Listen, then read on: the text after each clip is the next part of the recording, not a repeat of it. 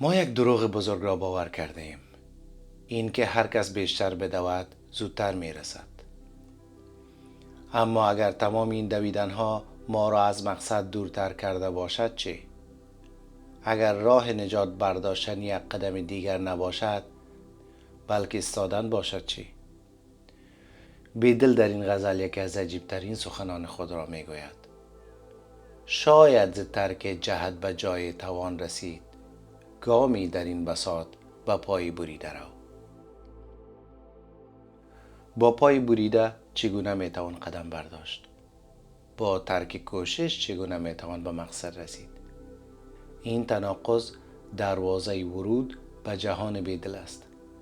جهانی که در آن هوس شبیه دام است، آرزو شبیه دود، بهار برنگ ندامت و زندگی کاروانی که همه مسافرانش به سوی فنا می روند.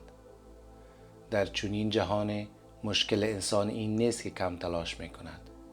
مشکل این است که نمی داند برای چی می دود. تمام عمر برای داشتن، دیده شدن و رسیدن می شتابد. اما هر قدمی که در بیرون برمی دارد او را یک قدم از خودش دورتر می کند. بیدل می گوید لحظه بیست، نفست را مهار کن، از دام هوس بیرون بیا و ببین این همه دویدن تو را به کجا رسانده است. شاید برای رسیدن به حقیقت نخست باید از راهی که همه می روند باز ایستیم و شاید مخاطب این هشدار کسی جز خود ما نباشد.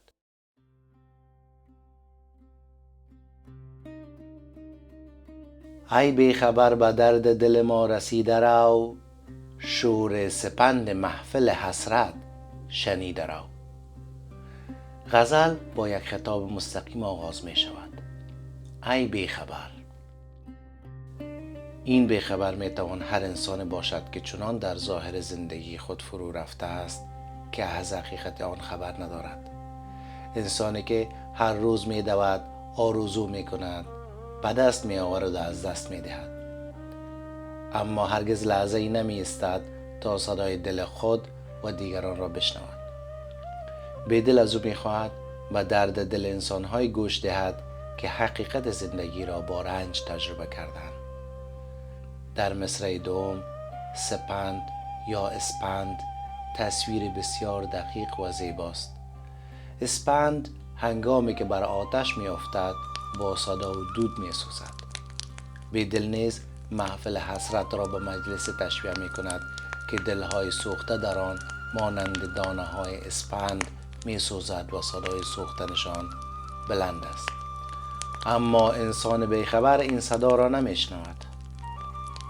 شاعر می گوید لحظه ای از هیاهوی بیرون فاصله بگیر و به این محفل نزدیک شو. شاید در صدای سوختن دیگران حقیقت زندگی خودت را نیز بشنوی. از پیچ و تاب دام هوس احتراز کن، از پیچ و تاب دام هوس احتراز کن، زین دود همچو شعله غبار کشیده رو. هوس در نگاه بیدل فقط میل ساده نیست، دام پیچیده است. هر آرزویی آرزوی دیگری می آفریند. انسان گمان می کند اگر به خواسته بعدی برسد آرام خواهد شد، اما پس از رسیدن خواسته تازه‌ای در او بیدار می شود و به همین دلیل دام هوس پایان ندارد. پیچ و تاب هم شکل ظاهری دام را نشان می دهد و هم آشفتگی درونی انسان را که در آن گرفتار شده است. بیدل نمی گوید هیچ خواسته ای نداشته باش، بلکه هشدار می دهد که خواسته ها نباید اختیار وجودت را به دست بگیرد.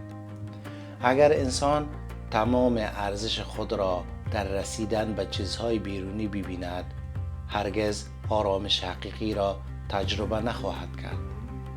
در مصرع دوم هوس به دود تشبیه شده است. دود چشم را می سوزاند و دید را تار می کند. هوس نیز حقیقت را از نگاه انسان پنهان می سازد. اما شاعر می گوید مانند شعله از میان این دود عبور کن. شعله در دود گرفتار نمی ماند، رو به بالا می رود.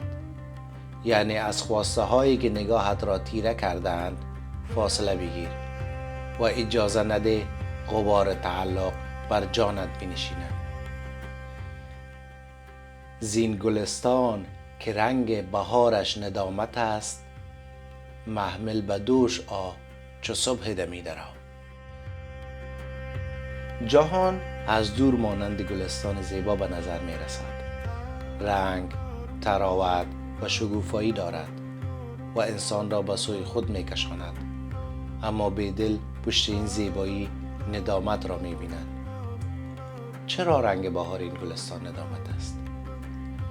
زیرا بسیاری از چیزهایی که امروز برایشان عمر خود را مصرف می کنیم فردا ارزششان را از دست می دهند. آنگاه انسان به گذشته نگاه می کند و می بیند برای چیزی جنگیده است که ماندگار نبوده،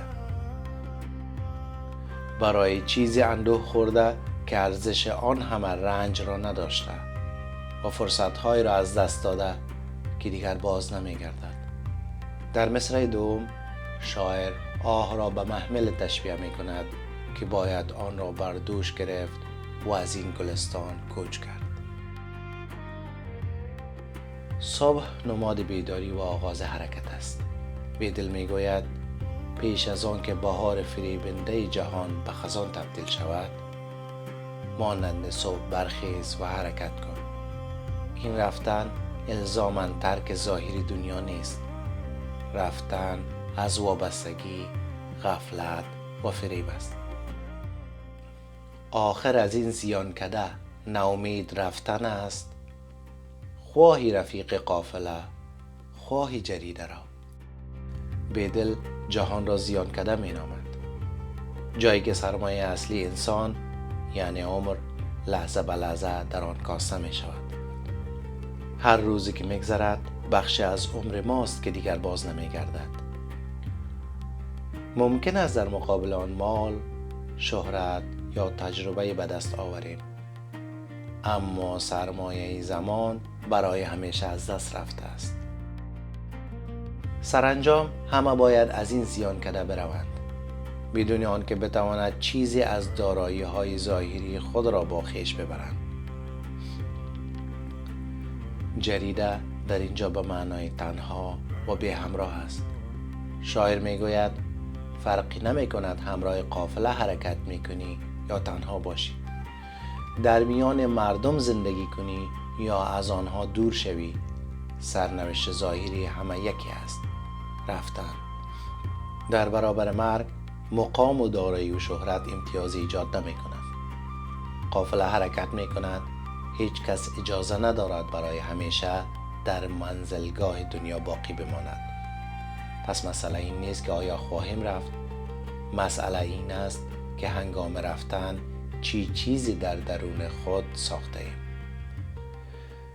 در گلشنی که رنگ بهارش ندامت است، ای شبنم بهار تماشا ندیده را. بیدل دوباره تصویر گلستان و ندامت را تکرار می کند، اما این بار انسان را شبنم می نامد. شبنم در سپید دم بر گل می نشیند، لحظه ای می درخشد و با طلوع خورشید ناپدید می شود. زندگی انسان نیز در برابر گستره زمان چیزی شبیه عمر شبنم است، کوتاه، لرزان و ناپایدار. اما شگفت آن است که همین شبنم کوتاه عمر خود را چنان سرگرم تماشای گلستان می کند که گویی فرصت بی پایان دارد. بهار تماشا ندیده رو را می توان چنین فهمید: پیش از آن که شیفته جلوه های این بهار شوی و خود را در تماشای آن فراموش کنی، از حقیقت ناپایدار آن آگاه باش. زیبایی دنیا انکار نمی شود، اما نباید فریب ماندگاری آن را خورد. شبنم می تواند زیبایی گل را ببیند، ولی نباید فراموش کند که با نخستین تابش خورشید از میان خواهد رفت. چون شعله در طریق فنا اضطراب چیست؟ چون شعله در طریق فنا اضطراب چیست؟ ضبط نفس کن و قدمی آرامی درآ. شعله برای سوختن و از میان رفتن بیتابی نمی کند. ماهیت آن سوختن است. هر لحظه بالا می رود و در همان بالا رفتن از وجود خود می کاهد. بیدل می پرسد وقت پایان راه همه ما فناست، این همه اضطراب برای چیست؟ انسان از پایان می ترسد، زیرا خود را موجود جدا و ماندگار تصور می کند. می خواهد همه چیز را حفظ کند: جوانی، مال، موقعیت، روابط و حتی تصویری که دیگران از او دارند. اما هیچ یک از اینها برای همیشه باقی نمی ماند. ضبط نفس هم می تواند به معنای مهار کردن نفس و خواهش‌های آن باشد و هم تصویری از آرام کردن آشفتگی درون. بیدل می گوید نفست را مهار کن و آرام قدم بردار. زندگی مسابقه نیست که هر کس سریعتر دوید برنده شود. گاه شتاب بیش از اندازه انسان را از دیدن خود راه محروم می کند. آگاهی از فنا نباید ما را وحشت زده سازد. باید حرص، غرور و شتاب بیهوده را در ما کاهش دهد. وقتی می دانی هیچ چیز ماندگار نیست، آرامتر راه می روی، کمتر می آزاری و به چیزهای کوچکتر دل نمی بندی.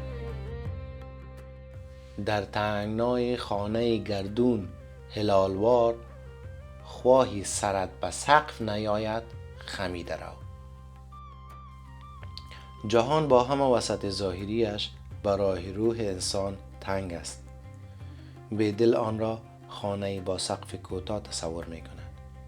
کسی که در چنین خانه راست و مغرور راه برود سرش به سقف خواهد خورد.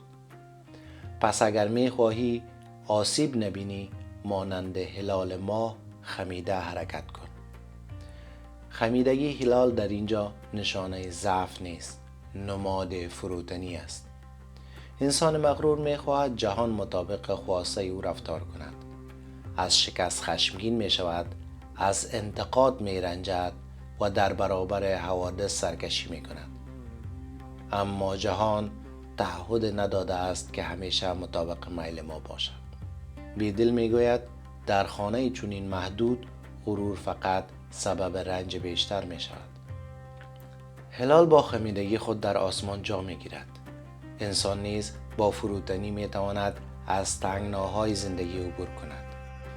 گاهی آنچه ما را می شکند سختی حادثه نیست، آن سر است که حاضر نیست اندکی خم شود.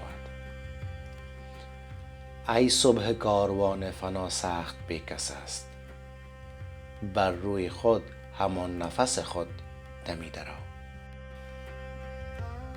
صبح لحظه میان تاریکی و روشنایی است، لحظه آغاز حرکت. به همین دلیل بیدل بار دیگر آن را با کاروان و رفتن پیوند می دهد. کاروان فنا کاروان بیکس است، زیرا هرچند همه با هم زندگی می کنیم، عبور نهایی را هر کس به تنهایی تجربه می کند. هیچ کس نمی تواند به جای دیگر زندگی کند.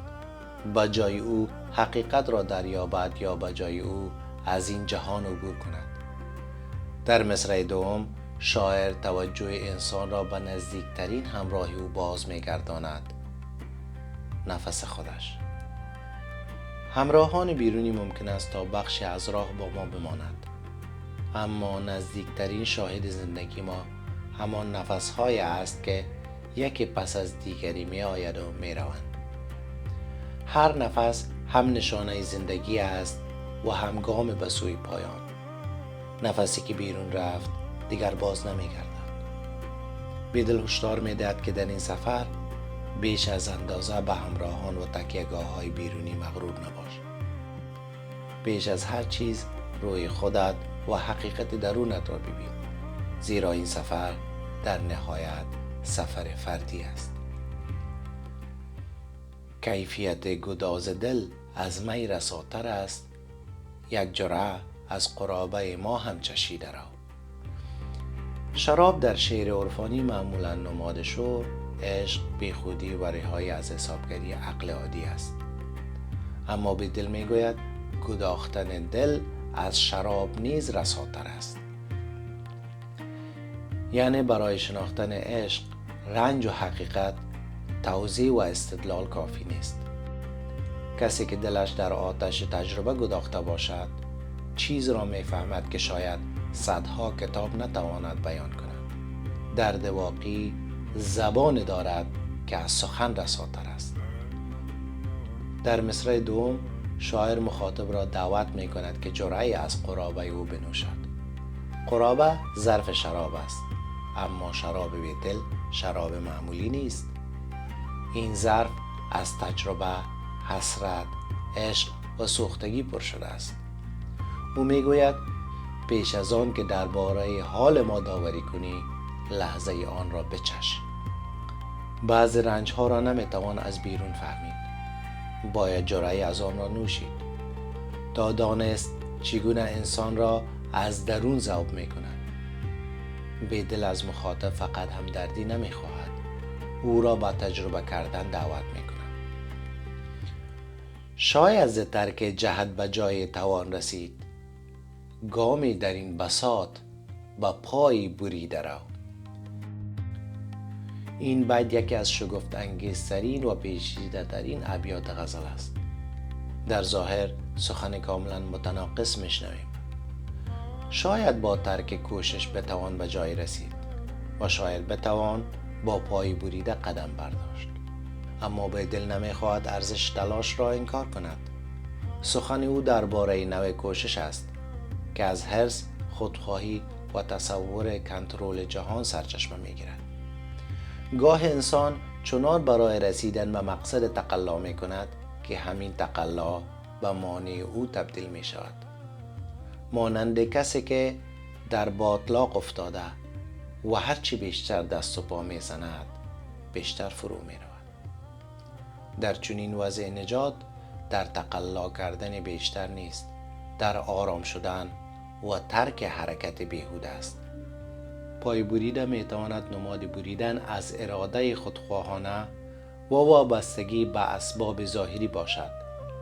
انسانی که دیگر به توانایی ها و نقشه های خود مغرور نیست، شاید نخستین قدم حقیقت را بردارد. بیدل نمی گوید هیچ کار نکن، می گوید از این خیال دست بردار که با کوشش ظاهری نمی تواند همه چیز را تصاحب و مهار کنی. گاه رسیدن از جای آغاز می شود که انسان از اصرار بیمارگونه بر رسیدن دست بکشد. ما از در امید وصالت نمی رویم، گو دل به حسرت آب شو خنزی دیده رو. پس از سخن گفتن از فنا، ندامت، بیکسی و نرسیدن، ناگهان صدای استقامت عاشق شنیده می شود. بیدل نمی گوید ما به وصال رسیده ایم، نمی گوید راه آسان است، حتی هیچ نشانه از نزدیک بودن مقصد را نمی کند. فقط می گوید ما از در امید وصال تو نمی رویم. بسیاری از انسان ها تا زمانی امیدوار می مانند که نشانه از موفقیت ببینند. اگر در بسته باشد، پاسخ دیر برسد یا راه دشوار شود، امیدشان از میان می رود. اما امید عاشق به نتیجه وابسته نیست. عاشق در تاریکی نیز در محبوب را ترک نمی کند. بیدل شدت این وفاداری را در مصرع دوم نشان می دهد. بگذار دل از حسرت آب شود، بگذار به جای اشک خون از چشم جاری گردد، اما پای ما از در امید کنار نخواهد رفت. این بیت تسلیم شدن در برابر ناامیدی نیست، مقاومت در برابر آن است. عاشق ممکن است بسوزد، گریه کند و حتی به وصال نرسد، اما حاضر نیست رابطه خود را با امید قطع کند. پیغام حسرت من بیدل رساندنی است. پیغام حسرت من بیدل رساندنی است. ای اشک یار می رود اینک دویده رو. در آخرین بیت تمام غزل به یک صحنه تبدیل می شود. محبوب در حال رفتن است. فرصت در حال پایان یافتن است و هنوز پیام ناگفته در دل شاعر مانده است. زمان برای نوشتن نامه یا توضیح دادن وجود ندارد. تنها پیام رسانی که باقی مانده اشک است. بیدل به اشک فرمان می دهد. یار می رود بدو. این تصویر از نظر عاطفی بسیار نیرومند است. اشک باید از چشم بیرون بیاید و بر چهره جاری شود و خود را به محبوب برساند که هر لحظه دورتر می شود. حسرت در اینجا فقط پشیمانی نیست.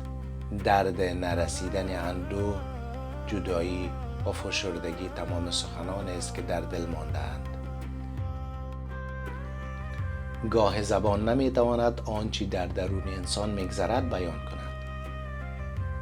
در چنین لحظه یک قطره اشک از صدها جمله رساتر می شود. غزل با ای بیخبر آغاز شده بود، با انسانی که صدای درد را نمی شنید. اما در پایان خود درد به اشک تبدیل می شود و برای رساندن پیام به راه می افتد.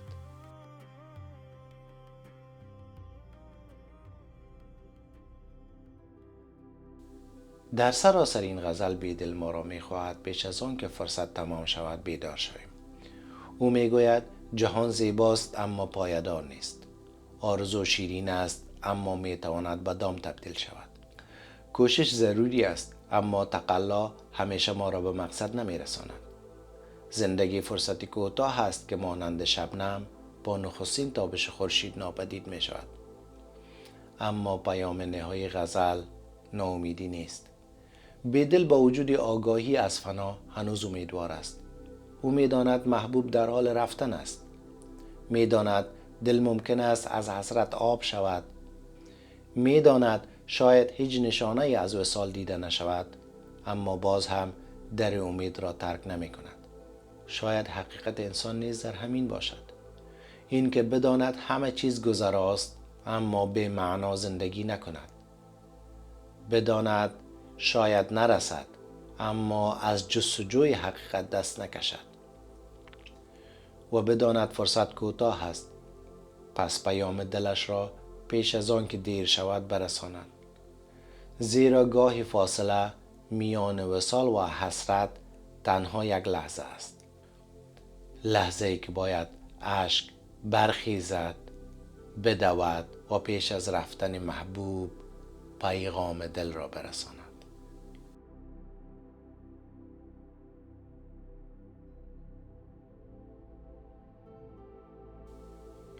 تا ویدیوی بعد حقیقت جو بمانید.